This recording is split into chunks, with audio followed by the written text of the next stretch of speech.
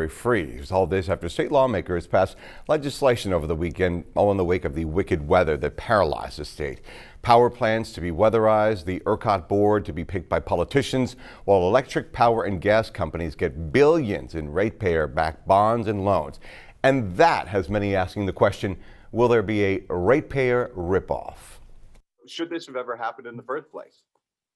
Oh, it never should have happened. Our system failed on so many different levels. And Tim Morstad should know. He's been advocating for Texas utility ratepayers for 2 decades, raising questions about deregulation, high prices, and the system's reliability. It's really about putting Humpty Dumpty back together again.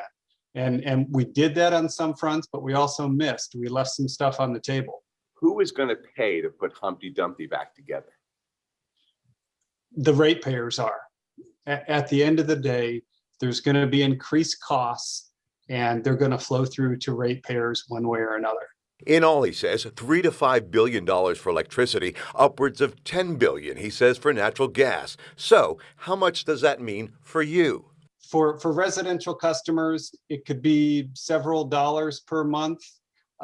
It could be a bit more than that, but you really have to consider that's across millions and millions of ratepayers paying that additional amount every month for decades. It's a lot of money, and it's going to be paid back from ratepayers over decades. So this is a generational thing that we're shifting on to our kids. And while he does see small steps being taken, he says it's still not enough. Ratepayers, he says, wind up paying as companies pass the buck on to the consumer.